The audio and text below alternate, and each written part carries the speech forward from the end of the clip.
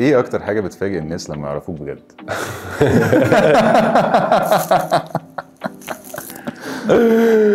ان ما بيعرفونيش. ان هم بيختفوا. انا شخص بيكره المكالمات وبيكره الشات وبيكره الروتين، ان حد يبقى موجود طول الوقت، وانك انت المفروض ترد طول الوقت، وان انت المفروض تتشات طول الوقت، وان انت المفروض تبقى موجود طول الوقت مع ناس في حياتك عادي في ليفل معين.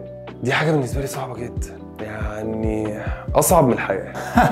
حوار انك لازم تعمل كذا ما بتحسهاش اصلا. مشكلتك في الموضوع في الكوميتمنت، يعني اكتر حاجه الناس بتتفاجئ بيها لما يعرفوك كويس انك مشغول جدا. هم ما بيصدقوش، يعني من كتر ما انا مشغول هم ما بيصدقوش، من كتر ما انا ما عنديش وقت هم ما بيصدقوش، بيفتكروني بتهرب. ايا كان مين بيعمل ايه، اللي يعرفني كويس يعرف انا ما بتهربش من حد. يعني انا اخر حد في الدنيا ممكن يحط حجج عشان يتهرب من حد.